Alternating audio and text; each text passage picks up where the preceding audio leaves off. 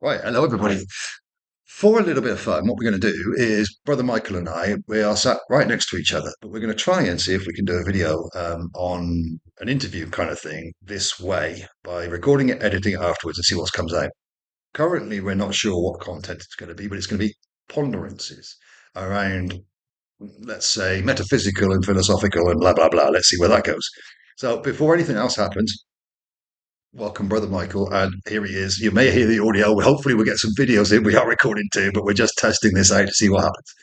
Indeed. Hello, everybody. And yeah, I'm just as curious and interested to see where this goes. There's no real set format as it stands at the moment, other than we decided that it would probably be best to go with a question answer format. We felt that the flow will it is much better in that sense. And so that's what we're going with, and we're just going to see where it goes. But some of the things that I would definitely like to address in this is basically the fundamentals, which for us may be revisioning, but for many people who listen to this, hopefully will be very new concepts, and hopefully we'll be able to assist ones in um, coming to think about these concepts and maybe at some point seeing how beneficial they are when they're applied in one's life. Cool. Should we go from there then? Well, having said that, what's the first step? Where do we go with this? Well, Where are we going to start it, I brother? was thinking about this before actually, and what I was thinking was I don't know how many months ago it was now here in Cambodia when we were at Saralia. One of the questions I asked you was, is there an etiquette of masters insofar as, in one sense, being able to identify you're in the presence of the peer master, and secondly, once that's established, what the protocol is in terms of communication between the two for I the look, highest benefit. yeah. So, Once it's known that but let's go back a little bit and look at why we're doing this. There was a specific. See, this is this question that can come in later when understood of the basics of what that means. Now, I'm not saying everybody that maybe watches this doesn't know, but the idea of approaching another as if they are a master or not stems from the idea that you are. Are you a master and have you mastered things too? Now, what is it you need to master first before we look at how you interact with another one or anybody does? What's the etiquette? Well, the etiquette is the same as anybody else. It's the same as everybody else. It's show respect, love, and equalization. Um, that's relatively straightforward. But the growth of that conversation then happens in the way I answered that in that situation for us was to the most expedient way to amplify positive energy. So, an amplification of the positive via an agreement, via agreements, and paying attention to each other's agreements and agreeing with a intention. So, we're taking our knowledge, our gnosis, our wisdom, we're putting it together and we're saying, yes, we agree. And in that, how do we get that to the quickest agreement for things that maybe we have got different perspectives on? So if we're looking at a different perspective on something, and you meet somebody who's got different perspectives, then how do we get to an agreement without as quick as possible, without necessarily bypassing or bouncing them or whatever, understanding that everybody has their different levels of consciousness. So it's not about masters. What it's about is relatively engaging with a way where ones are observing themselves, observing the other. They're not emotionally involved. They're looking for an agreement. They're looking for where we can meet, not where we are apart. And they're looking to amplify that agreement with what would some would call love, or truth. Agree on a truth, perfect. Agree on a perspective, perfect. These are both kinds of love, relatively. So these are functional. Love is a function. And we can get onto this as we continue. So all of these are functional. When we're in agreement, everything moves so much quicker. And when we can agree to go upwards, brilliant. Then all we got to do is walk away from each other and continue it. So those agreements are false if we master them. If we're mastering emotions, we're not making false agreements, then we can find those agreements between us. The quickest way of doing that is the most expedient way of interaction, relatively, I think mechanically. the wording was eventually reasonably settled upon was the most expedient and efficient addition of maximum value in any moment to moment. Perfect. Outlining what I just said in a different way, but you've remembered it closer than I did. That's what I latched onto as a way to sort of like yeah, so that's it because that's essentially what's going on. so in effect, if you have an agreement, if you're in a conversation with somebody, you have a perspective that's different, higher, possibly dependent on what you're looking at, expansive conversation, but the other may seem to not want to go with you that way. Then you don't got to push that because the idea is to have an agreement, not to have a disagreement that proves itself. It's to try and have agreements rather than say, well, you're wrong or whatever it is. And there is no value in disagreement. There's, there's no agreement in disagreement. Now, there's no wrong with disagreeing with one. I disagree with that. Perfect. Love you. Bye. But why continue that in amplifying the disagreement if you don't come back to find out why they So disagree? you're seeing a reduction in value, no value at all, negative value. There is in a disagreement if it's neutral. It's neutral, that's right. Perfect. But if it's being pushed to Yeah, that's where we got the why is it being pushed. We can look at this if we want to look at defense systems. If we look at the sacral and we go into the energetics, then we look at a bit more about why it gets pushed, why disagreements go apart. But with a disagreement, then there's always an opportunity for an agreement. Now, the one who's disagreeing with you, dependent on the environment, or the one that you're disagreeing with, dependent on the environment, you don't need to stay where your concept is. You can always go and see where theirs is. And this is the other side of that. It's the empathy. So, in a disagreement, why? Not what, but why? Why are they disagreeing? What's happened here? And if you get that empathy, then you can lower maybe your opinion, your perspective, and search for theirs. Where's the blockage? Where's the issue? Where's the in betweener?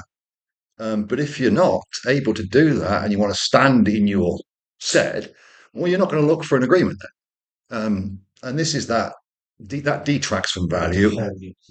Yeah, where one stands in what we would utilize the word pride and below rather than courage to agree and willingness to accept above. So in these interactions, we've got this simple thing. How are you carrying pride into it, which takes you into a disagreement and then gets more explosive or destructive? Or are you allocating willingness into it to accept the other's viewpoint, regardless of the outcome, and love them anyway? So one's positive and amplifies the positive, even if there isn't a full agreement or disagreement. It doesn't matter. If you accept it, beautiful. Okay, no worries. grace. Then you've got grace, right? And graceful is ease. The other, so courage, acceptance, grace. Pride, unacceptance, disgrace. And so in these interactions, brother, and maybe some that maybe if anybody ever does watch this knows, I'm mechanical about this. So I look at this as the what's the steps? Bang, bang, bang, bang. So if that happens, then this. If this happens, then that, which takes away all of this grey area. Now, lots of people like to sit in grey area. Yeah, that You hasn't. can do a lot with it. You can hide in it. You can defend with it. You can play a lot of games with the grey area. Details and manipulations of details sit in Very grey nicely area. done.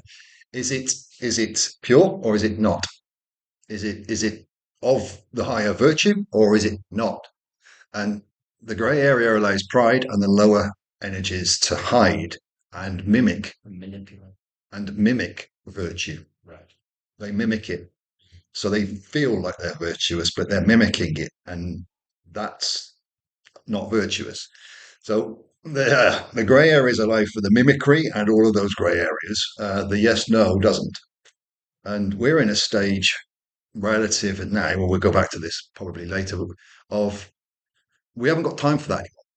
This isn't about finding those. This is why we have found it easier to yes, no it, mechanize it on, off, 1, 0, binary it, make it that way. And lots of people don't like that because it's not got color. It's got plenty of color because when you choose which way you're going to go, Well, you fill the that's color. what I was about to just put in there. I was just going to posit that there'll be many people who jump in there and say, well, it's not black and white. It can't be binary. There's such a broad spectrum of expression, and ultimately, what they're describing is forms. And but there is no thing in this which will remove the infinite variety of forms that are possible. It, in fact, actually opens access to being able to play with those forms more because they're not now being used in forms of deception, defense, etc., etc. These are now forms of play of pure descriptor of pure drive. Beautiful. So what you've explained there is the outcome, but this is the symptom. What people worry about with the binary is, well, that changes what I do. No, it doesn't. It changes why you do it. So the point we're trying to make with a lot of this is, let's take it like this: Are you the energy of the universe? Are you energy or are you human? Are you God or are you human? Are you a are you of source energy? Are you infinite and eternal or are you not? Where's the grey area? There is no grey area in that function. That's a dead straightforward function. Right? You are or you're not. Well, I might be in between. Well, you're not then, are you? Because if you are or you're not, there's no in between. Because if you're not then you are not. So this makes it very easy. So there's your pathway of choice. Now that choice creates the form that you're talking to there. So all the colors come from that basic choice. Now, if you choose to act like, energy of the universe, if you can choose to embody your higher self, well, what does that change? It means your actions are virtuous. You act truthfully, honesty, loyalty. You have honor, integrity, right? That's what you've chosen by that path. If you choose the I am not virtuous, I am not that, but you think you are, then you act as if you are virtuous and you have integrity, loyalty, and all of these things, but you find out later that you didn't. So the one path says you must honor your loyalties and your virtues. The other path says you must mimic it and pretend to be it and hope nobody catches you. But unfortunately, you don't get That's away where with that. grey area helps because it gives you wiggle room. Yeah. You It gives you what the can great. wiggle in the grey area. You can't wiggle in black. No, not like It's this. either is or it is. So the wiggle room gives you an area of negotiation. And I'll bring this in. The areas of negotiation start at basically teenager, really. And as we get a bit older through adult life, there's some. I'd say much earlier No, than no, that. no, no, no. Negotiate No, no, much no. earlier. Before there's a lesser version of negotiation before, and that involves a different type of negotiation. So if pride kicks in, or when pride kicks in, before we continue, pride is sacral, pride is lower, pride is not where we're going. Heart up is courage and acceptance. Heart no. Solar plexus down or sacral down is prideful, or pride based, fear based. So before, just to give that as a outline, pride. If I use pride, I mean sacral. If I use courage, I mean heart up. I forgot where I was, but pride. Oh, go on, remind me where I was there before that. Pride. Um, I was going to say something relevant. Go on. It's lost.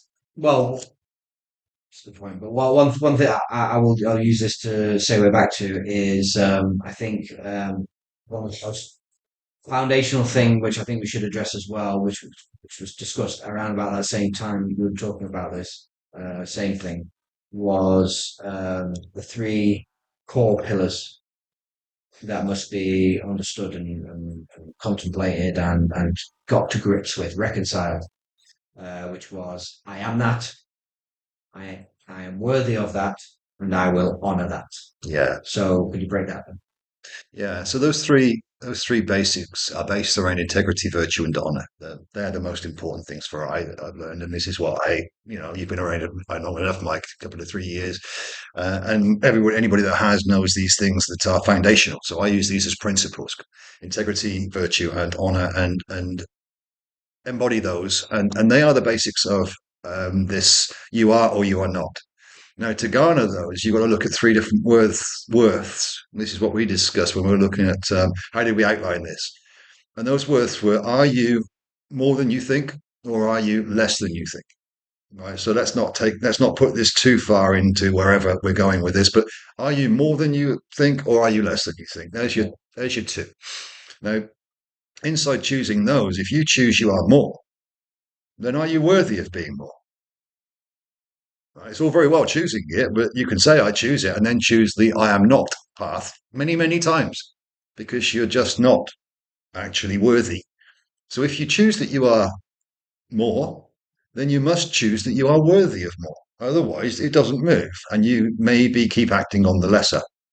No, either way, you're going to get there, so it doesn't matter. But the lesser path just loops you into failure, and then you come back again.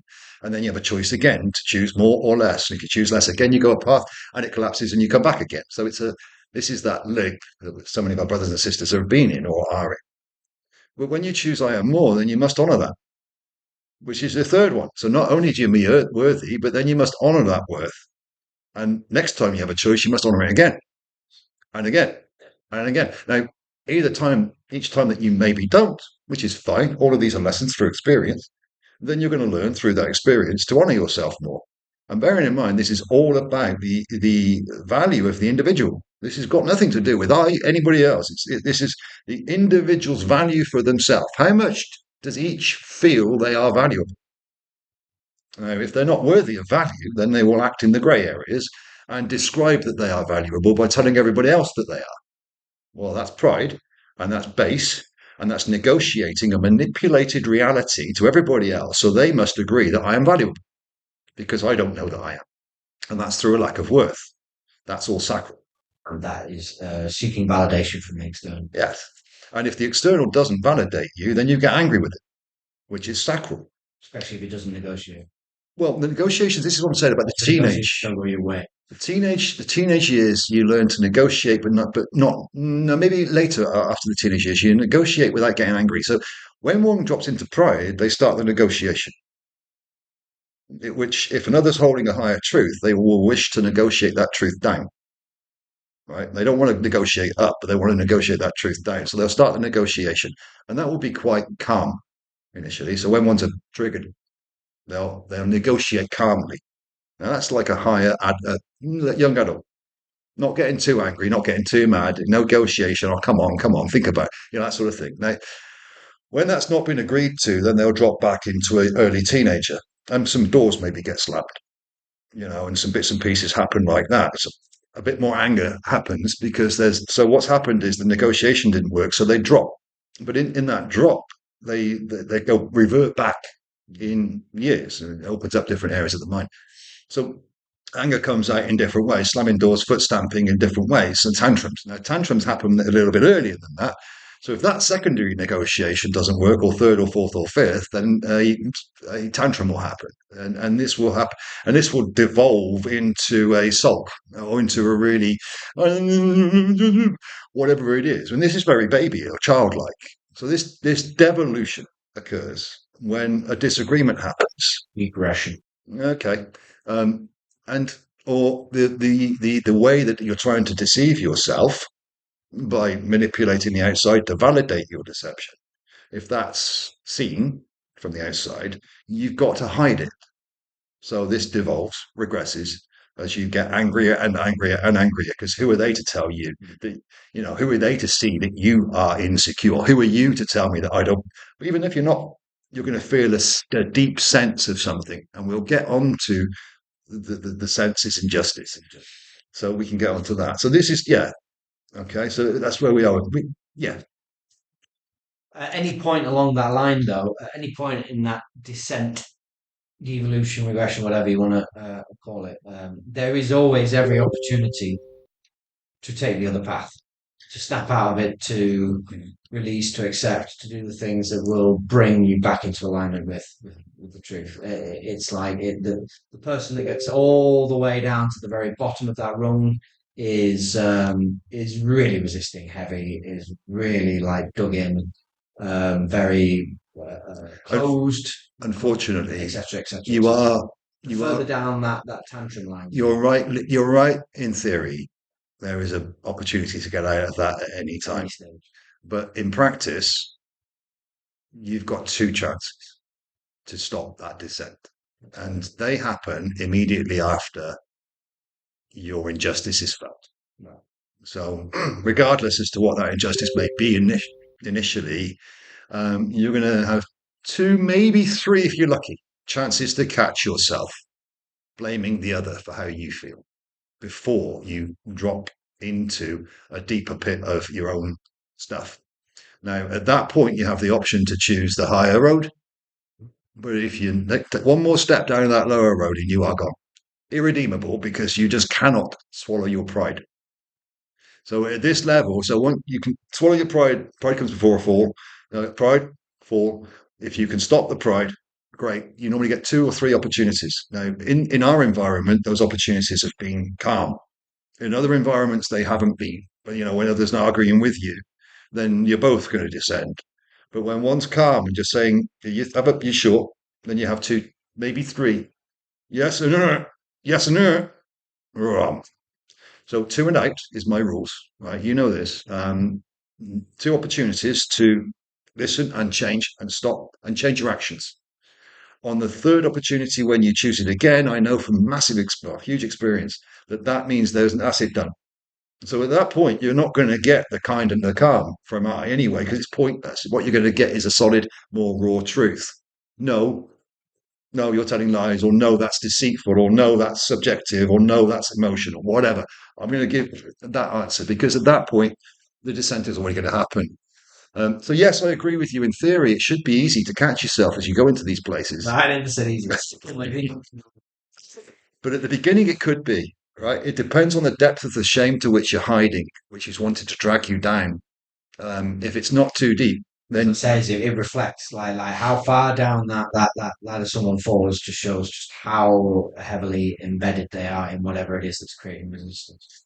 they won't. The thing about it is, as we know, the depth of the shame doesn't get experienced until really you are in huge, huge, huge turmoil But and it's the despair. ego's doing everything in its power to avoid it, Yeah, ego. to face it. Okay. Yeah, yeah. It wants to stay hidden. Bearing in mind that the shame is a deceiver. The shame is your deception, and as we know, deceivers are demonic. This is satanic, and this what satanic would do. So to be deceived is demonic and satanic and inverted.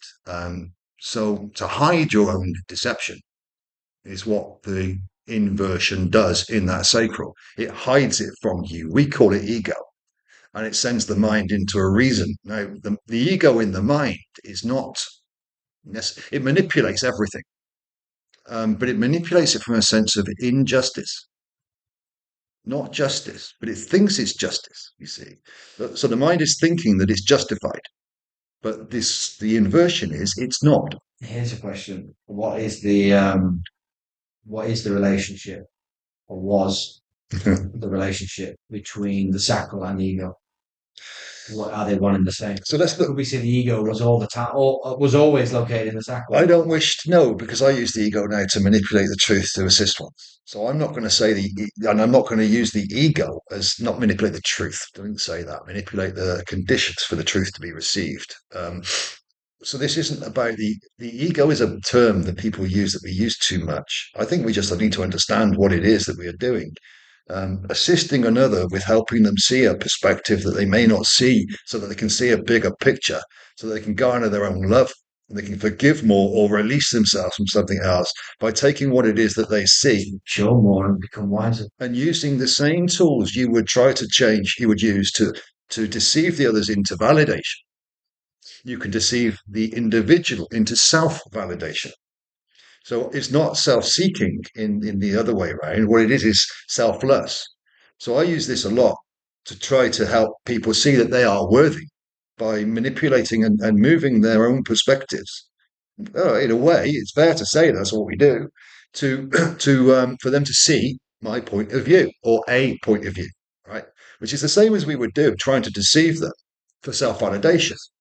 But this isn't for that. This is for selfless, and for the other way around. It's perfect. So the ego is an idea, and lots of people have got it in an idea. Well, it's the ego, mate. We've got to kill it. No, you haven't. No, you haven't. You've got to understand that it's not an ego. What it is a form of I don't even know. We can call it the ego if we wish. And when you're in the sacral, it's negative, and when we're in the heart up, it's positive. So all of these things work that way. We were talking about envy, weren't we, the other day, and negative envy and positive envy. Negative envy, positive envy. Or why I actually had that. I was thinking about that outside when I was on a cigarette.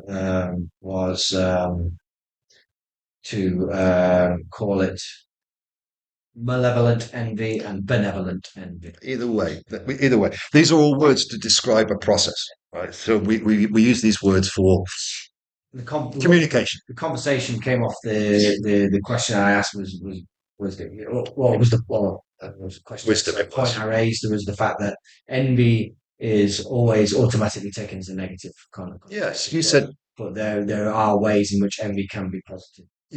I envy. I think it was your wisdom. I think it was what you said. I think it came to, I envy your wisdom. Yes. And You can envy wisdom. I That's said, right. I said you can envy wisdom. no, you said, I envy your wisdom. Yes. And then I said, good. I replied that we can use the word envy in that process because I understand your intention behind it. It's aspiration. A, yeah, and it's aspiration. B, so the word wasn't received with an intention of deceit No. or negation. It was received in an aspirational way. And because I received it in that way, then that word envy is perfect for it because I knew what you meant. This is the point about language. We don't have to be scared of the words. We have to look at the intention of which they're given and the context to which they're given. So if you want to use envy in a conversation like that, how can it be anything other than positive? Right? Now, other people looking in, but it wasn't them. This is us. The same as there's many other words you can use, and when you take the intention to which it's meant and the context to which it's in, then there's the purity between us. What everybody else uses them for is up to them, and we are creators, so we can define the meanings between us. Yeah, and this is another thing that most don't realize. Um, Sometimes the words need to be refined, and sometimes the words need to be agreed upon. One of the foundational agreements is what does that mean? What's your perspective around that word? Definition. Yeah. So if somebody is having a conversation with you and they use a word, you've got your picture of it, they've got theirs. If you're not sure what they're, if you come out, if you can make false assumptions and you can make all sorts of different things. So the first thing to do is, can you clarify what you mean? So a lot of people don't clarify; they just assume and they move with that. Most people don't. Yeah, yet. Yes. So the use of the word, the use of clarification through just simple questioning. What is it you mean? And we'll uncover the truth, be it um, be it with a positive intention or a negative intention. But we're going to uncover the truth when we clarify, uh, because we're not going to guess or assume. So yeah, all of this works together. It sounds complicated, but it's not. It's just extrapolations of virtue. Well, one of the points I'm keen to get across to people is how yes, this process is a struggle. If you're struggling with various different things of resistance within yourself and all the things that are going on, but the ultimate end result of this, the outcome once this process has gone through is the ability, I mean, the fluidity in communication, the rapidity and expansion, consciousness, and in the solidification of the self, the being of the self. I was thinking earlier today, for example, that I think it's been I don't even, I'm not even sure how much time, but there's now been a substantial period of time where I haven't felt any exact anxiety in any way, shape, or form. And I think I was saying something to you the other day about how it's funny how you don't.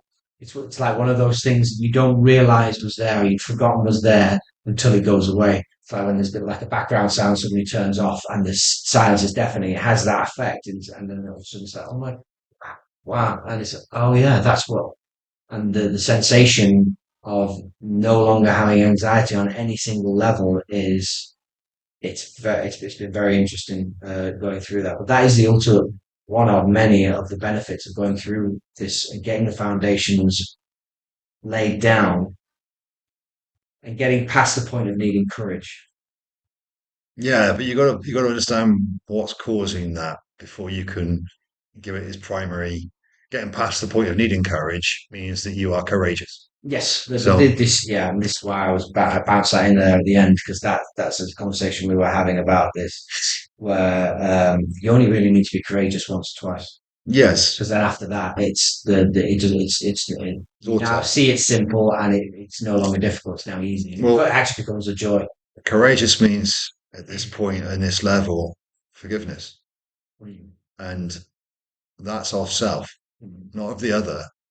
See, all of this extrapolates into the other. This is what you're just talking to. There is an extrapolation of the same things. When you embody that, then everybody is that around you. You see that in them. You are them. You empathize with them, and you see where they are from a different level. But you're never. You're more understanding. But it requires that forgiveness, and that forgiveness is the kicker. That's what takes the courage. Now, you can forgive yourself many, many times. But if you hold a blame for But would another, I be right in saying that one of the reasons that forgiveness is such a kicker is because in order to be able to forgive yourself, you have to go through the shame of what it is that it you needs have to to be recognize it. that has to be forgiven, I'd, and I'd like people to, do not want to face that. I'd like to take this back and say in the old world that was the case. And I don't want to wish that people have to go through their own shame in where we are yet. I didn't But realize it was a choice. but this is the beauty of this. So I want to put that caveat in. But experientially, each. I'm going to use a vernacular in this. Each must clean themselves of their own shit. Yes, and if that Sort means of that shout. you've got to recognize it, then so be it. Now, if that means you've got to feel it before you know it's there, so be it. Again, this Well, is where we for are. positive, you got to feel it before you can forgive it. Well, that's where I've been, and that's where you've been, and that's where many others have been in It's having to the feel. traditional route. Well, having to feel that. I don't wish that upon my brothers and sisters or our brothers and sisters because it Wish is on anyone. but it is necessary. It was necessary, and I'm not going to project it forward. I might Or, wish it on Klaus Schwab. albeit going forward, we may see that to a certain degree happens. And bearing in mind what we're talking to here is a paradigm prolapse, or where we drop into our absolute shame and despair, where we're absolutely negated and feel our own, and then come out of that and say, right, never again. Now, if we go down into that, feel it, and then blame another for it, we're going to do it again. And after a wee while of suffering, depending upon how long you want to go through this for, you got to look for a change of path. Now, I didn't know that I had an option of forgiveness. I didn't know that I could forgive myself. I didn't know I needed it. I didn't know I didn't love myself. I didn't know I didn't like myself. I knew I didn't. I knew I didn't like myself, but I didn't have a clue. I didn't even know who I was. I didn't have a clue. I just looked at myself in the mirror and thought, "No, don't like you," and did my days. So when in dropping into that despair, how do you forgive yourself for not loving yourself? It's kind of like that. Unless you've got the information that that's what you need to do. Now, of course, if you're on your ass and you've got nothing left and you've tried everything else, then you may choose the path that's the most daft. Love yourself, mate. Forgive yourself for what you've done. No, it's them. No, it wasn't. It was you. Nothing happens to you. Everything happens for you. But if you haven't got that information, then you're going to blame because that's what the sacral areas do. This is what the lower hell does. Allows you to blame others for your own lack of love. Right. And this is where we've been for many, many millennia on this. Well, not we've been, but humanity has been on this plane for many, many millennia, having their love for themselves and therefore others stolen from them, taken from them, given away, or whatever, by nefarious forces who are mocking and scorning them whilst feeding off them, etc. So we're not going to go into the necessarily the negative dark sides of that. But what we're going to talk about is how ones don't love themselves and don't know how to, but say they do because they're mimicking it. And Oh, because I think it sounds nice. It sounds good, so it sounds like I probably should do that. So I'm just going to say I am until fake it till I make it. well, the problem with that is we'll get on to the you can't, but you can for a bit. You can only fake it till you make it higher. You can't lower.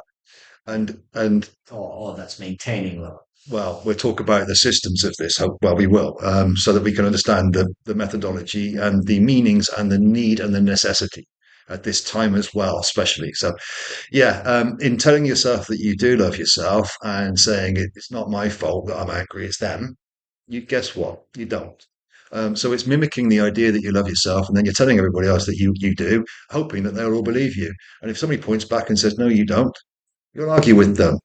Throw shoe at. As soon as you defend yourself, guess what you've chosen? Pride. So now you're defending your truth. Why would you defend your truth? Truth doesn't need defending. If you've actioned something which is evidential, then you can't defend it with a truth that doesn't exist. If one acts from a lower place, then and that action is raised to them and pointed out where it's coming from, and they say no, it's not. Boom. Now you're going to descend. Why won't you accept that it is? Why won't you see another way? Why is your perspective closed? What are you? If another's got an opinion, a point of view, and you love yourself and you trust yourself, then you can hear that without saying no, I don't believe you, and then having to defend yourself. And guess where that defense goes? Is straight into the grey area.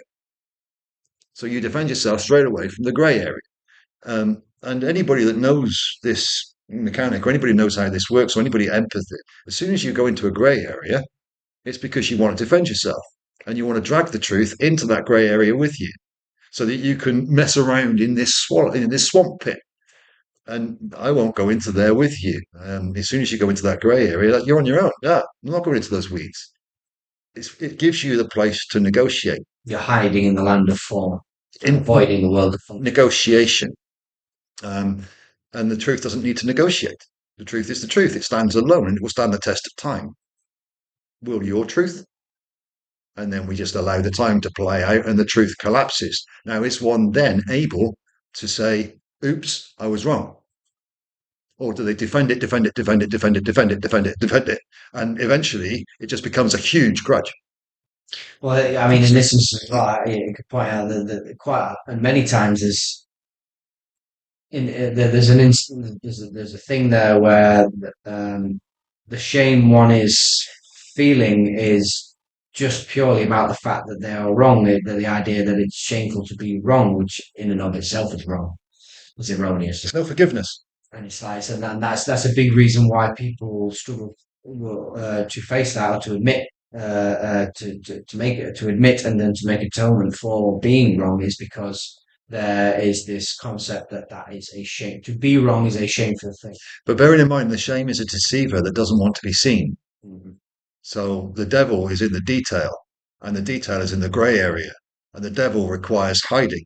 And the biggest sleight of hand the devil did was make everybody believe he wasn't there.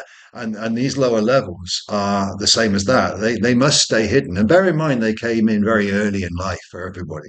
So these areas of density were very, very early on. So these have been hidden and we protect ourselves from them, which is what the ego truly does, is protect yourself from those layers. But that was what got manipulated by external forces and created distortion within those areas, which meant that you were protecting the demonic, the devils, the bad, the evil, the wrong, by projecting out that everybody else mustn't see it. So really, this is the king's clothing. The emperor has The emperor has no clothes, right? The emperor's new clothes, so it hides there, and everybody else can't see it either. And it's okay because everybody else has got it as well. But those that haven't and those that have dealt with it can see it very well, and the ones that have still got it don't like that. So they find our brothers and sisters are finding it hard, and we've openly been told it's because of shame. They carry shame. Well, we know because so did we, and but we also know what it is to take that shame out. And when one hasn't done it, we know what it looks like, and we can also feel it as well energetically because of empathy, right? So these things are ongoing in and what we're going to talk about in a bit. I hope. Well, no, we will. We're going to pause this anyway for a quick cigarette and a cup of tea. Is the mechanisms of this for a second. I'd like to go into the scalar, sacral. Didn't you point out that they both have the same their anagram? That's why. It's weird, that isn't it? That's exactly. What a coincidence. That's exactly why I keep calling it scalar instead of sacral, because it's an anagram, and my mind works on putting those together like that. So I pick the letters and boom. But the sacral. So we talk to the sacral, we talk to the solar plexus, and we talk to the mechanisms of judgment and forgiveness quickly, and then we go back into whatever you wish to. Yeah, no, that sounds good. Sweet. 3, 2, 1, go. A few minutes later. Yep, and we're back in the room. Back in the room. I don't know where we left. So let's start this off with let's start this next section off to give, or no, let's continue this to give a fundamental overstanding of the current environment. As far as we are aware, we are now very, very close to leaving the sacral energetic centers behind and out and removing from existence that area of experience. Why? The sacral, let's say the sacral area, as far as I can see, as far as the best I can make out, the sacral and the lower areas. So for the solar plexus sacral and the roots are the lower dimensional physical requirements or the geometric physical requirements to exist in these lower dimensional frequencies. For those that maybe that sounds a little bit whatever to fifth dimension and up, that doesn't require these lower dimensional chakras, energy centers, energetic centers, which frequencies are contained within. So to be in the lower frequencies, the third, fourth, these areas of geometries or energetic centers are required within the human vessel. The sacral is where all of the dark, denser feelings are kept. They are not in the heart. People in their hearts don't feel anger or don't feel shame or don't feel blame. The feeling of those all come from lower. And that's within these areas, which could be classed. I mean, the sacral for I could be classed as the top echelon of lower hell, but it's still lower hell. With the lust areas in the root, greed, desires, and this in the root, with the sacral carrying the shame. But the shame requires a blame, and then the blame is normally around humiliation. These are the bottom ones to hide the shame. So if you blame another, you hide your shame. Well, these are the lower frequencies of what I would refer to as hell, but we can call it the sacral. Now, once that shame is impinged, once the blame is impinged heavily, then we're going to get into the lower frequencies of that, which is very deep. But the shame hides itself under humiliation, which is why we don't want to admit we're wrong, because there's an element of humiliation, and if that gets impinged, the shame is evident. So that's really got to be protected against. We can't admit we're wrong. Otherwise, we've got to face this. Isn't it funny though? Because I've just realised that there is an example I can think of where this actually reveals itself, and almost everybody, even a layperson, will experience this and will say, "Yeah, I've experienced that," where they've done something, but somebody else has ended up getting blamed, but it wasn't them casting the blame. So in that instance, it then actually becomes an anecdote of, "Oh, there's this time I did this, but I got away with it because this other person got blamed because of that." However, if they had been doing the one doing the blaming, it would have there would have been no there would be no awareness, or there would be no recognition of, and no admitting to the thing that was done that was shameful. But when another person gets blamed and they were not the one doing the blaming, it almost then becomes like a comical. Do you see what I'm saying? And it's actually easy for people to talk about it when they weren't the ones that assigned the blame, but they got away with it because blame was assigned that took it away from them. So in that same, I can go back to one very young where somebody else got blamed for something I did, and at that time I was too scared, cowardice or whatever, to say anything, and they took the fall for it, and it took a, I had to forgive myself for that because it wasn't virtuous of I to allow that to happen, but I wasn't strong enough or courageous enough at that time to do anything about it. Yeah, I was 17, a long time ago, relatively, but I've had to forgive myself, and I've had to send energy out to the guy back that old, it wasn't him, it wasn't his fault, but we both experienced through it. But this is, yes, I mean, if that makes sense to others, great. But the hiding and the blame and the reasoning is what keeps the energy center alive, and it hides itself behind mimicry, so we don't see it. So let's look at quickly the sacral and the lower. There's nothing wrong with them; it's what we needed, but we don't know that they're doing these things, and the way that they manipulate the mind is through another technique. So the sacral is where the negative is stored. Let's say that the fixation upon limited belief systems, sacral. The fixation upon limitation, sacral. The fixation upon I am right, you are wrong, relatively, sacral. There are different layers of all of this, but for many out there, they won't know that other layers. So there's no grey area in this. It's all orange. It's all orange, yeah, orange crash. So this is all from that area. Now, to release that, you've got to go through a mechanism of judgment, self-judgment, not judgment from another, but self-reflection judgment on your own actions, and operate via the truth. Was I wrong? Yes, okay. I forgive myself, but in doing so, I've got to make atonement. And that means whatever that means for the individual. But the determination to do that will come in if they're doing it Well, at the truthfully. very least, it means never doing that particular thing ever again. So what will happen from that is a change of action. So every future action from that point, if it's done correctly, truthfully, virtuously, will mean that you could never do it again. Or if you did, you'd instantly see, and well, no, didn't, my bad. So these things cause There would be no attempt to hide or cast blame. It would be immediately seen, recognised, and acknowledged. now in the deceiver. What we've got is forms, and forms create details. So forms seem to be different. This is where another part of this comes in. So where one's done something and they feel, well, I've made amends for that, I've atoned for that, then they do something else because it's a different form. They may say, well, that wasn't the same, but it was the same drive that caused it. So they can be lost. But again, this is understanding what you're doing is mastering frequencies. So if the mastery of that frequency isn't there, then it can repeat itself and seem different to the individual. This is the way the mind it hides itself. No, that wasn't the same as this. It's defense, then, isn't it? It's rather than so the defense system is the one where we can see something's there because there's not looking for an agreement. There's not looking for a well. Why do you say that? Maybe I did do that. Not no no no. Because you've got to hide it. It's not seeking to. It's not seeking greater clarity or deeper understanding. No. Or it's just seeking to, well, avoid. Well, it's seeking for the other to agree with it.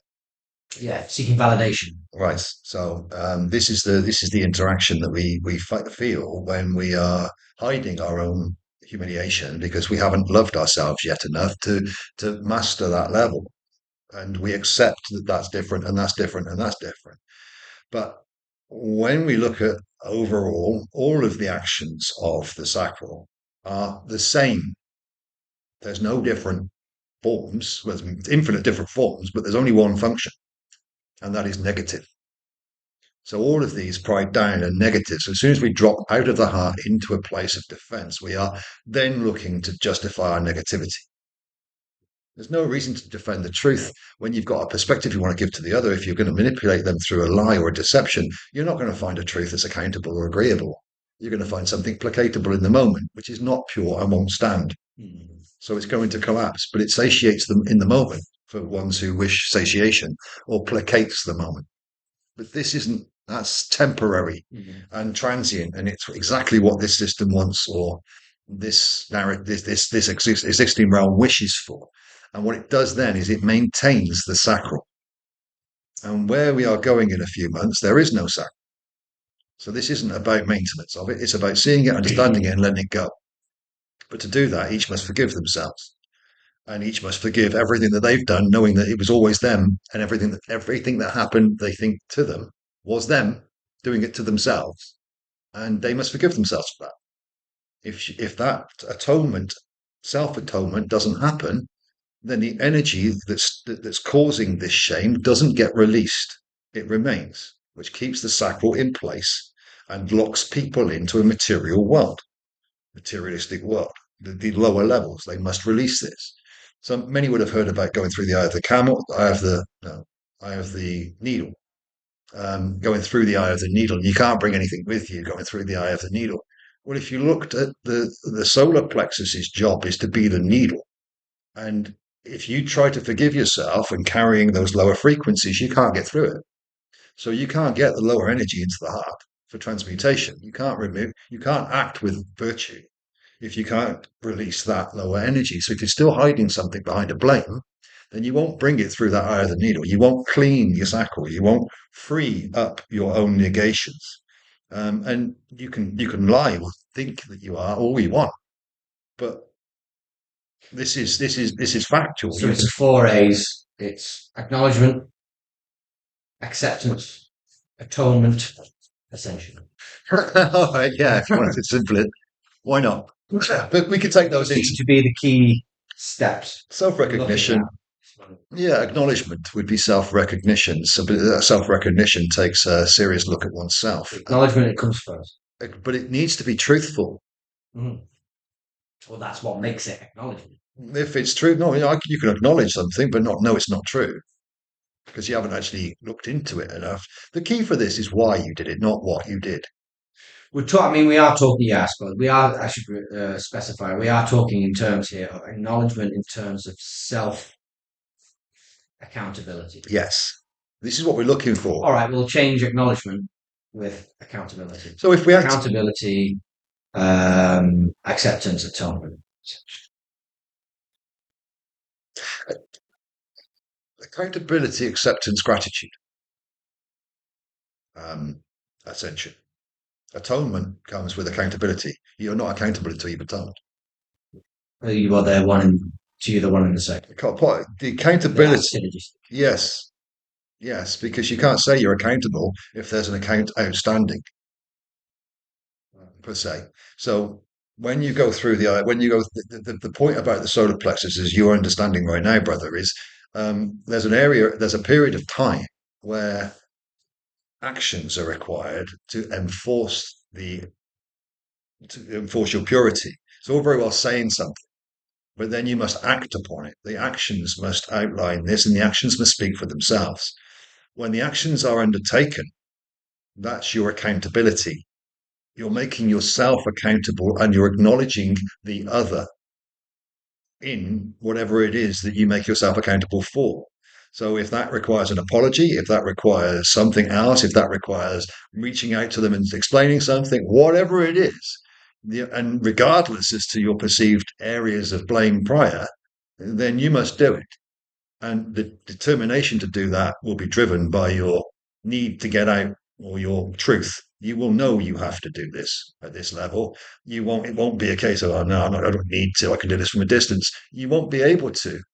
You have to, because otherwise you haven't, you're not self. See, if you look at the word justified, right? If you justified, now I'm not talking about it as I'm talking about it as justified as in a position.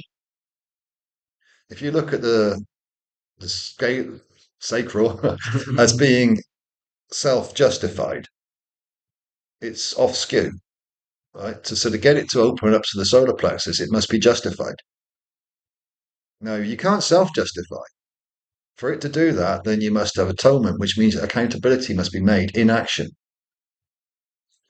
Now, if that means that you change your actions from there on out and you never do what you did before, you've proven you're proving your actions. But I will openly say that for anybody that may have done this, that many will understand already that generally it comes with having to apologize to one or two individuals, maybe four or five, that you would never have thought that you would ever apologize to before.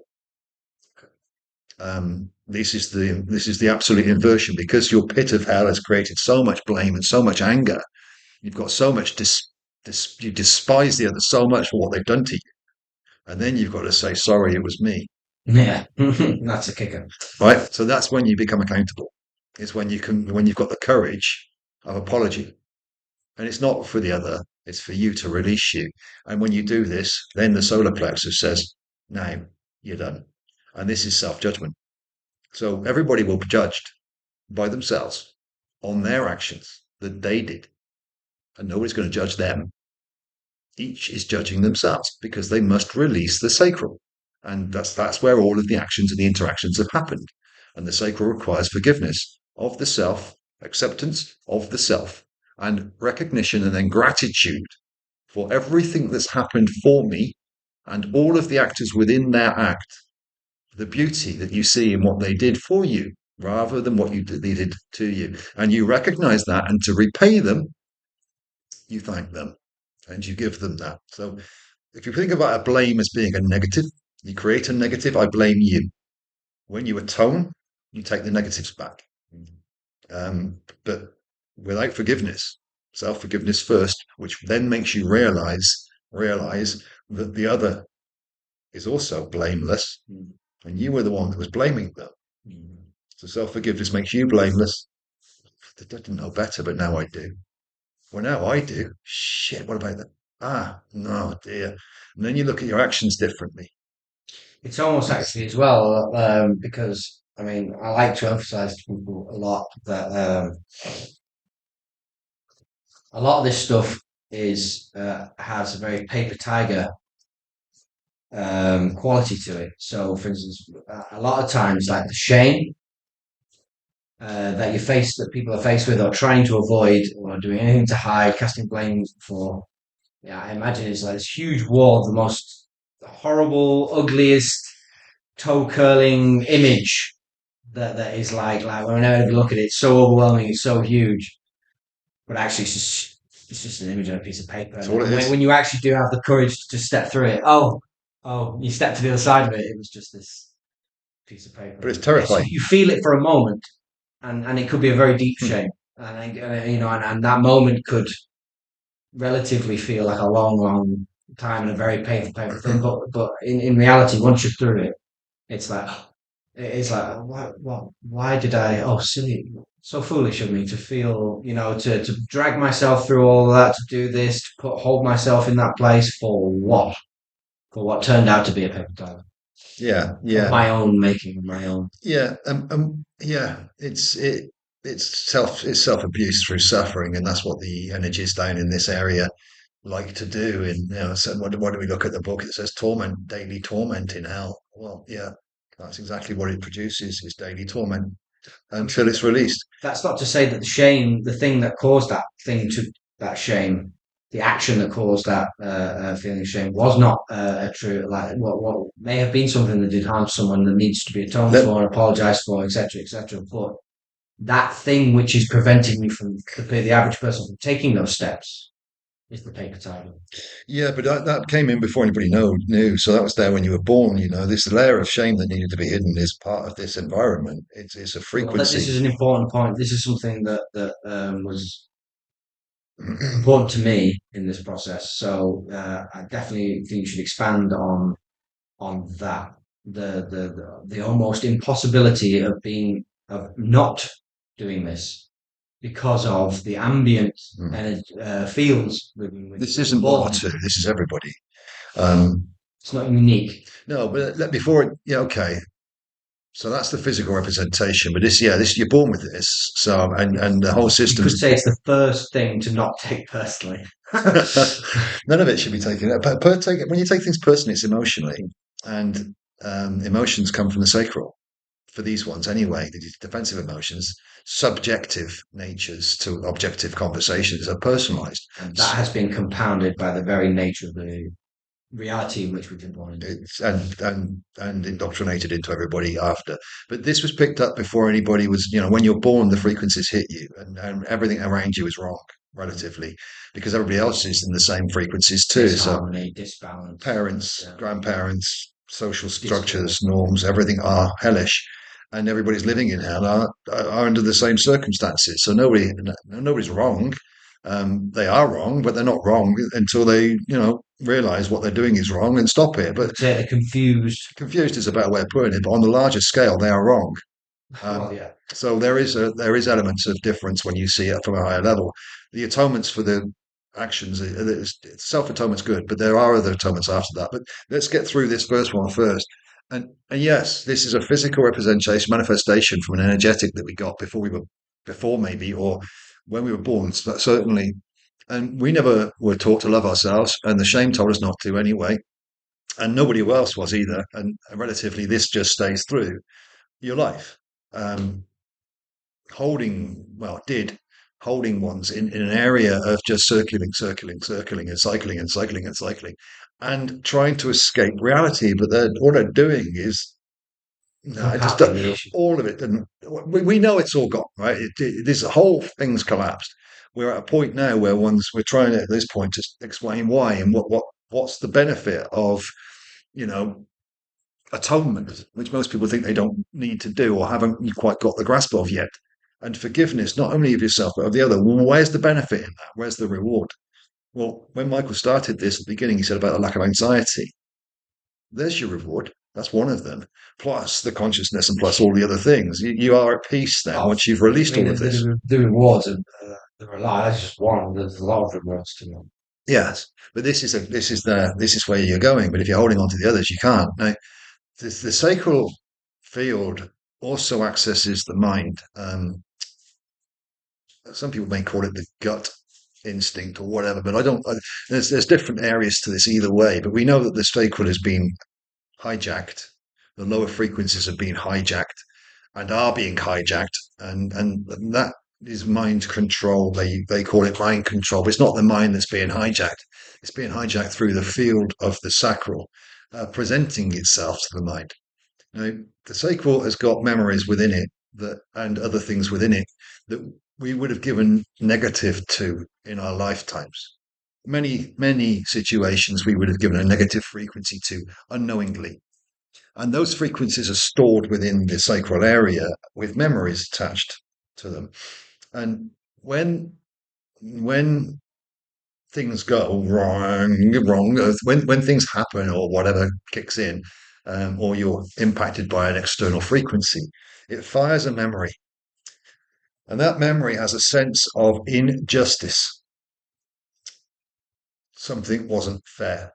Now, that memory also primes the fight flight mechanism for the mind, which is already pretty much operative in most people. But in those, maybe it isn't. It fires it. And it gives it a sense of injustice. So the primate, the reptilian mind, kicks in, and you're in a fight flight mode then when you feel that there's an injustice. You're a justice fighter.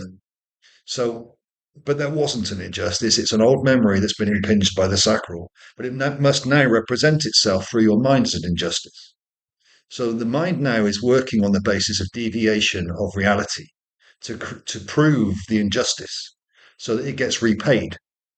So what's owed is repaid.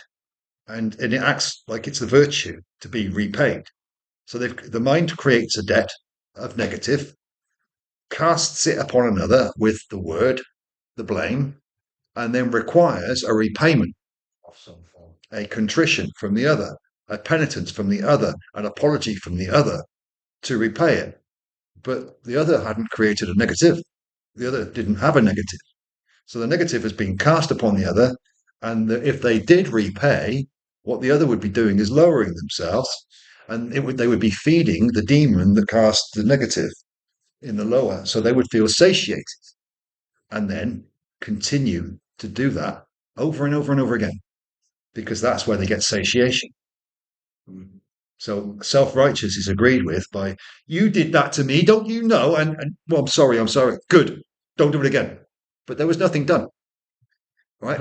So this is what the mind believes to be the case. And what that does then is it locks the mind into a lower frequency, a lower spectrum of consciousness. So it locks the mind into the lower consciousness where it is now bestial. It's a bestial mind running on a primal feral system whilst mimicking being higher consciousness and of love, but it's running from a lower feral system and it's casting aspersions using false evidence, professing false witness, and then getting angry when it doesn't get its way, which is like a caged animal. Ironically, as well, each time that occurs, each time repayment is demanded and is actually then returned in some form or another. Ironically, what they're doing is building up a different kind of debt on a different level, which is going to have to be repaid by them at a later time. Same debt. Same debt. Well, yeah, but it's that's the irony of it. Well, you're not actually being repaid. You're just piling up your own. It's okay because the one that they're casting the blame to, it was okay anyway. It's not now. But the ones that are casting the blame to, if they weren't aware, then they found out by saying sorry. Yeah. So in effect, the one that was casting the blame, if another one then says, okay, I'm sorry, well, the one that says I'm sorry will collapse in time because they're not standing up for their truths. They're not acting under their truth. No, they begin their own process of devolution. So because they want to placate the situation, they've got a fear of loss, they've got a fear of judgment, they've got a fear of something else. So when one is deceiving the other, then the other deceives themselves, and both deceptions fail and implode later. So it's as each other. It's negative. It's negative amplification of negative inside each individual. No victim in this. And both just as bad as each other. You're both victims, but you're both victims of unawareness and ignorance. But you're going to be victims of your own suffering too through your emotional thoughts, which are lesser than you, which are going to victimize you as well. You're going to constantly be in states of anxiety, stress, fear, and all of these things will be in the background all of the time, and it's just no way to exist. And it's continual suffering through one's own belief systems. And that's what it is. It's yourself. It's your own belief systems causing this that are based of and in the sacral energetic. But to remove them, you've got to forgive them. And that's the kicker. Most people don't want to do that. Because But there's no manual for that either. no, there's just purity, and that's the beauty of a lot of this. Is you had to in the past anyway do this of your own volition. Hmm. But where we are right now is that we are close. I think we're looking at a 76% energetic divine assistance for, I think it's all, but I'm not sure, to remove that sacral. So there's only about 24% left for each to do for themselves. But this is in process. So we're currently running through this process. Surely some level has to be done by the self. But it has to. It can't be, because otherwise it's a bit of a cheat. It depends. Everybody be right in saying it's a bit of a cheat. No, that's a viewpoint. You could see it as. I would hope. I would wish that every I mean, by all means, if there is a cheat code available for that particular, it's not. I don't mind No, people using it. no, because if we call it cheat codes, no, it's not cheating if it's divinely allowed, that divinely allocated. So if we can take, No, that was I suppose that was something in me that was like, oh, I've done all this work to get to this point, and all I had to do was wait until the divine just did it for me. you could say that, but that would negate your mission being here to do all of this work, and you would have only been human. And who's to say that that wasn't part of how the divine was able to do that in the end? Anyway? Well, if you'd have waited, you wouldn't have had the divine aspect. Yes. So Oh, yes. yeah, there's no way around this, but No. it is where it is, and the way. But ultimately, the divine intervention thing is, as you say, because there is no way around this. Every single person who is moving forward into the new state of existence, the new world, whatever you want to call it, has to go through this. It is you either go through this and you check out. Yes, No, this is one of the very much one of those not check out. You stay where you are. black and white things. The not check out. You stay where you are, or you dependent on how dark you are. Whether you've got light in you, you stay where you are. You make there's I don't think that's happening to many yet, but yes, the effectively it's like this: fifth dimensional up, sacral and solar, and I'm not even sure any root don't exist. So if they are still existent within you, nor do you exist there. That's how simple it is. So if these frequency layers are still within you, then you are not existing in the fifth dimension. They do not exist there. End of. There's no negotiation on that. That's fact. In this octave, that octave doesn't exist. It's I want this one there. No. So if these are going to be held onto by one, which I don't think divinely they're allowed to, is soul on their own soul contracts, the soul will nudge them to release. But where we're going very soon, those layers and those levels cease to exist. End of.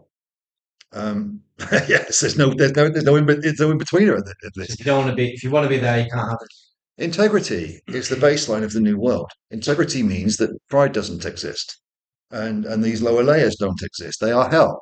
So if we looked at the solar plexus as being the gates of hell, purgatory, then upper and lower hell are the other two lower ones. So you walk through the gates of purgatory into integrity, and the new world sits from the heart up.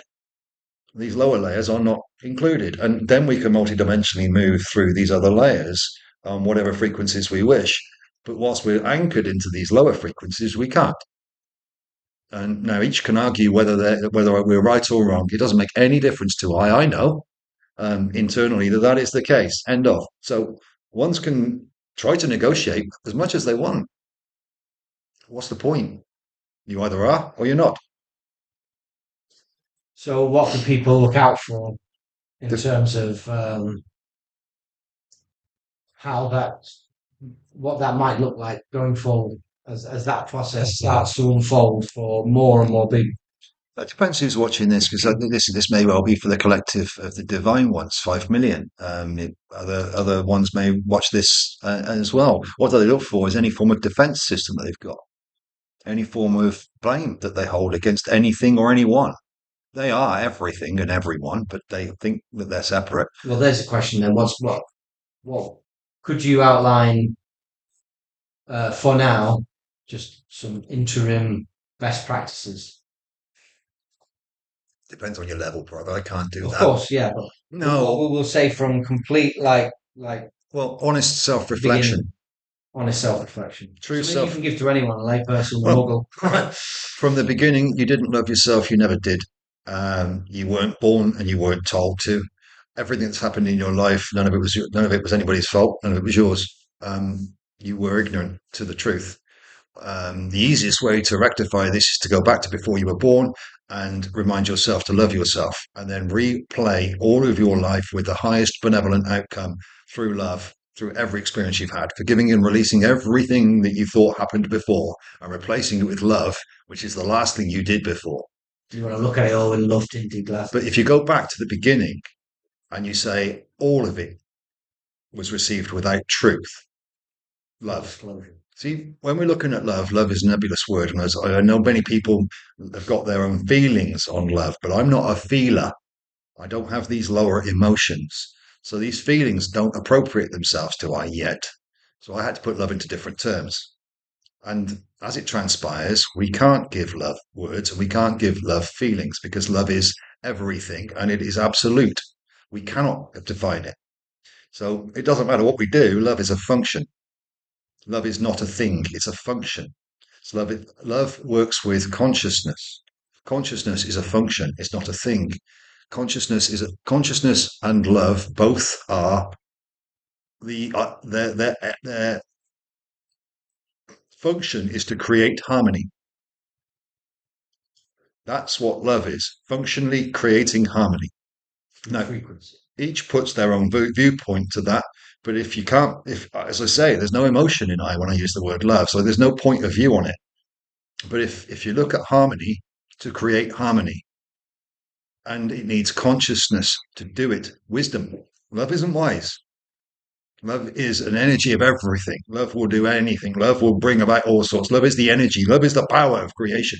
But the wisdom is the direction. So without that consciousness, love won't. Many people work on lower consciousness and use love, the energy of creation, to do things. But we know that that's not always the wisest thing to do. Right. So when you add wisdom to it, then you get pure direction. So wisdom and love are functions. Higher consciousness, wisdom, and love are functional, and their their outcome is harmony. Anything that is disharmonious is not of those two. There is something distorted about them. Any blame is disharmonious. They are not loving. Any defense is not loving. Any disagreement that doesn't bring about an agreement, or any disagreement that brings about separation, is not loving. But the love is to yourself, your own harmony. So if you're not at peace, you are not loving. You can blame all you want, but it's your job to be at peace. It's your job to love yourself. Now, you can't love yourself if you don't know what that means. If it's just a feeling, what does that feeling come from? And I will say that all of the human feelings have been sacral. All we've ever experienced relatively is lower frequencies all the time. So there's your background noise. All the time, those lower frequencies have been our feelings. When the good stuff comes. Well, when the good stuff happens, the feelings of joy and all of these things in euphoria, but they're intermittent between everything else. Most people work on their feelings, but their feelings come from the sacral, and they represent themselves as a memory, and then they become fact. They're lies. You got to rewrite all belief systems. So in this, each has got to look at what it is and just basically wipe it all through an idea, a concept, or whatever it is of harmonizing love. I use the word love. Replace everything in your life with love. Harmony. Look at every situation that happened in the past, and yes, there's a negative, but you're alive now, and that made you now. Mm-hmm. So how negative was it? It wasn't. It was actually got you to where you need to be. So accept it, forgive it, become grateful for it. And that's harmony. So when we can harmonize these with gratitude through forgiveness and through acceptance, everything that's ever happened, guess what? There's no shame. But without action, without justification, not self, but pure, then no actions follow. Or they're transient, or they get disillusioned, or it didn't work because you didn't receive the reward that you required. Gone back out of that. Which is self, service of self. So whilst we're serving self, we are self-justified. We are out of alignment with our solar plexus, which means we Feel can't. things to defend. Right, all of those things, and that's heavy weights, and that doesn't carry through the eye of the eye of the needle. So the self reflection through true, honourable, virtuous self reflection, based on everything that you think is false, everything that you believe is false, and we know, certainly being around I anyway for these past periods, that really everybody around I has gone through a place of devaluing themselves. You've lost all value in everything. That wasn't me disempowering you. It was me, or us, removing the false values that you'd placed upon things. So you ended up with no value at all. Yeah. Whereas prior, you had huge negative values that you were placing as positives. So it was a lie. They were deceived. They were deceptions, but you thought they were valuable. When you got to a place where there was zero value, then you could find out what actually was valuable. And you can replace it now with positive value, with virtuous value, as opposed to the deceptions. So each must rewrite at a place of understanding that relatively they never valued anything except the outside world and what the material world told them to value. And that's all false. Yeah. Given value sets, the value sets which have been inherited, given, learned, Normalized. Indoctrinated, etc., etc. And bearing in mind, we had some very clever slave masters and demonics that understand how to utilize the lower emotional spectrum in the human through empathy, not through empathy, but through compassion and these sort of things very, very well. So the societal structure was set up to emotionally destabilize through a lower frequency conditioning. By literally weaponizing things like virtue against them. Weaponizing altruism. Upside down, though. Yeah. Upside down. They're all upside down. They're all self-ingratiating. They're all self-rewarding. When you look at them, rather than the other way, they're not selfless. So the system never does anything to actually change the system itself. And the system self-maintains through that. So the societal structure is controlled through the manipulation, or was controlled through the manipulation of the sacral energetics to emotionally destabilize into a lower frequency, i.e. fear, the human condition, socially normalize it, acceptance it, and then keep pinning that as a virtuous thing. So this was pushed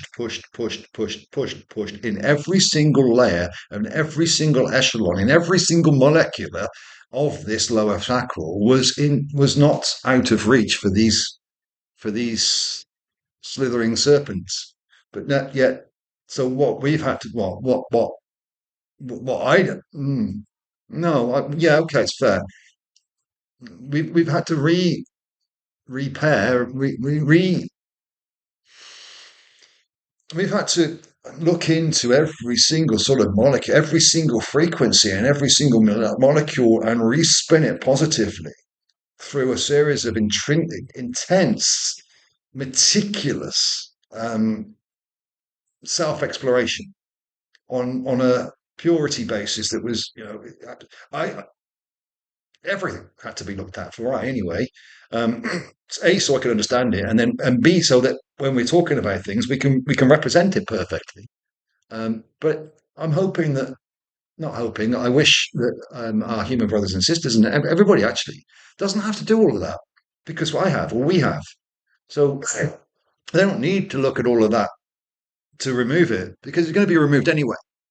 So all they need to do is forgive themselves. Well, one of the objectives of making something like this is to be able to assist in maybe assisting some brothers and sisters to not have to go through that. I'm not. No. I mean, yes, possibly their journey is their journey, but possibly. But at this point, this is to explain and describe. Yes. Not to hopefully, because we also need the divine comrades to actually do this. Yes, because that has a metaphysical impact. It's the quality we need now, not the quantity. So our brothers and sisters that aren't going to be doing this don't, but the higher ones, the ones that are, then maybe it would help to understand why it's necessary and what it's needed for. and why, if you understand the why, then it gives you an incentive to do it. But if you're looking at what I did or what I just did, that's fine, isn't it? If you ask why you did it and look at the emotional drivers behind it, and then you look at the mental constructs and how all of that works, the bypassing of the heart, the not lack of atonement, the lack of forgiveness, the holding on to the blame, it's then controlling your flight fight mechanism into your lower consciousness, justifying yourself through an injustice and casting blame upon another when it wasn't there. Then you may think, oops, yeah, that's not what I want to be doing. But if you don't know that, then, well, I just did that, didn't I? You wouldn't know, right? And you look at what you did as opposed to why you did it. So this is one of the other things that I've gone through anyway, and as well many others have, is having a look at the whys, not the whats. And if you look at the whys, you become wise, right? But that's something you don't know at the moment. When you start to look at this, or certainly I didn't. I didn't know why it was beneficial to look at the why. Why does it work? But I've always done that with all other things. All right, it works. Yeah, question the lot. But I'd like to think that our brothers and sisters out there that don't need to do that because they have other artistries within them, other creational expressions within them, whereby they don't need to spend so long questioning the other stuff. Now, once we've got past this level, beautiful, then they can use their creation abilities not to question everything like this. Well, yeah, would like to take a moment to also emphasize like the beauty and the power of being past this, because then the conversations you have, the discussions you can have, Yeah. the explorations you can have, the efficiency and the ease with which it then starts to flow, and this cutting out miscommunication, misunderstanding, misdefinition, all of these things through these lower frequency fears that that are tied to all these shames and blames and all these things. Once all that's gone, the level of flow, life then becomes just so much more peaceful, but graceful and easy, and it's the potential then for expansion, exponential expansion, and very quickly, is just huge. And once you've got through this gauntlet, the sacral gauntlet. Absolutely. And it's so different as well. From my side, when ones are through that, I'm very used to ones not holding on to sacral and operating from there. I was very used to, rather, holding on with ones operating from their sacral and then not knowing it and justifying it and blaming a guy for pointing it out or whatever in many different occasions, and one's being worthless and one's being hopeless and one's being valueless or misvaluing or misrepresenting their worth. All of this is so savage. It's so brutal, it's so barbaric, and they suffer so much. Yet they blame you for it, or they blame you for pointing it out, or they say, "Oh, no, I'm not." Yes, what you're saying is so beautiful from the other side of this, but not only for one that's maybe just getting used to this, but from the other side of that, from us or from I certainly, um, that's what I've wished for. It's frictionless in everybody, and then everybody can garner their value. I know how valuable I am, and I know how valuable you are, but you don't. It doesn't matter how much I tell you how valuable you are. You've got to believe it. Are you worthy of that value? Well, unfortunately, if you're carrying your sacral, you're not. And it will tell you why you're not, and it will hold you. You can tell people all around the world that you are, but you'll find you ain't. And when you do, you're going to implode. So it doesn't matter. The universe, the way the physics works is if you are not pure, then you can get reward for a small time, and then it's all going to fall apart because your impurity is going to be shown to you. So your choice. Law of diminishing returns. But it gives you a sense of reward initially. But then that diminishes, and then rapidly into Yes. the point where Yes. a collapse. Because of you. How long that takes, well. And it was your initial intention or your initial desire that was tainted by the sacral, the frequency of your desire, the frequency of your concepts, the frequency of your actions. It may have some of the heart within it. It may have some of the high frequencies within it. It may have 90% of these within it. Good intentions, but if there's still a deep fear that's associated with it too, then that will come out later. And that will be the implosion of whatever it was that you thought you were doing great. Yes. Usually it will be that. It will. That would be the exact thing. And that's because of and people are wondering That's why. what you have chosen. Your higher self has chosen to Well, be the tool, it's the physics of the the stick with universe. which it's going to hit you over the head. Yeah, you can have what you want. There you go. Well, Eventually, if that's what you want, we'll show you. and you But then can, we'll show you how you don't really want it. well, you'll make it, and you will make it feel like you're getting what you want, Up until the point you realise it's the last one. and it will start falling. But it will start falling apart very quickly. But because you're thinking you're getting reward, you'll try to keep going.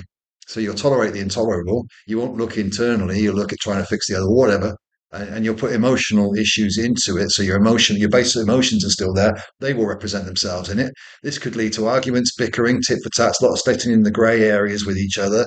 No communication, blame being cast, blame being taken, all of this ongoing within an area where ones are just so confused because it's hiding itself, and eventually it goes.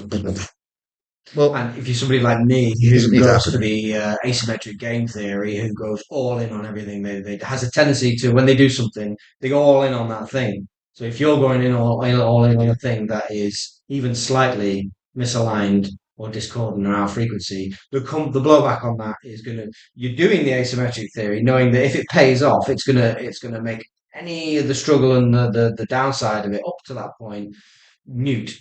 But really, what you're doing is just setting yourself for a mega fall. However, the one saving grace in all of that is that once I applied asymmetric game theory to this understanding and the seeking and the application of this wisdom, that was the right, and the payoff is genuinely right. And the payoff will reward itself over time, 100%. as opposed to And you actually don't have to go through the kinds of struggle you go through when you're in the misalignment.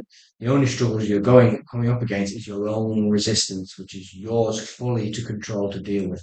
yeah, and yeah. So I think for this one we can call this because I think that's enough on this area Yeah, for now. 100%. There's other areas of philosophical debate and continuation, metaphysics, and all that sort of stuff we can go into. But at that point, yeah. But at that point, I feel what we're in an hour and 26. I think that's enough. Covered those areas, the lower areas, applying the higher. The higher consciousness doesn't open up. If you are still in the sacral, then you do not access your higher consciousness when you're in that sacral. So it will limit you. You can't remain virtuous when the sacral takes over. It's non-virtuous. There's a lack of honor when pride kicks in. Full stop. So, in sort of like as a summary question, would you say that the most important or significant takeaway from this particular discussion that we would like people to take away and consider is this understanding of the sacral, what it is, and the to at least begin the notion that it's something that needs to be moved away from.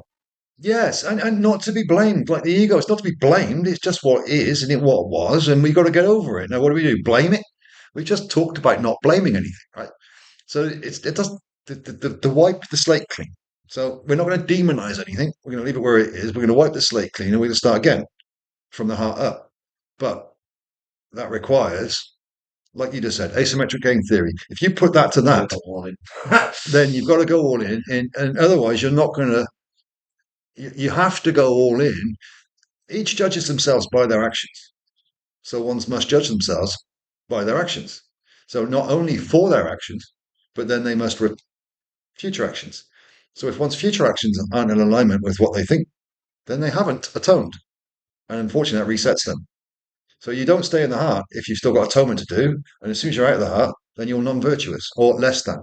Now, if you are unaware of that, okay, it's not anybody's fault. We're not blaming anybody. But nevertheless, it's a lack of virtue, a lack of honor that's being portrayed as honorable. It's not. So you're going to have to atone for that sooner or later anyway.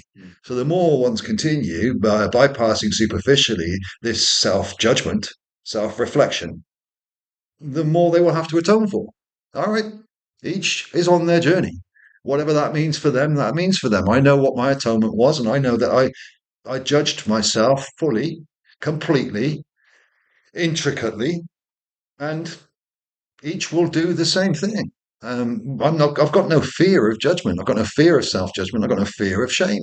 I've got no fear of the fear. There is no fear. It's bullshit. But You hear the voices now. The people saying now, "Oh, but you don't know. no, You don't know what I've been through. You don't know the things I've done, the things I have to make it so." I tell you what, put your skeleton cards on the table. I'll put mine on, and we'll all see if at the end of the day we're all just as bad as each other, and there's we've all got equal yeah. amounts of the only thing that will be different. This is another point people should take away. It's a nice to round up. The only thing that will be different is the fall. That is it. Yes, the That function is of it. it's the same. So Functioning with the same. you're right. People will say, "Well, mine was harder than yours," or this, that, and the other. How many times do you hear me saying, "Hold on, hold on, hold on"? So yours is worse than everybody else's. It's an The equalizer. comparison. We're all equal.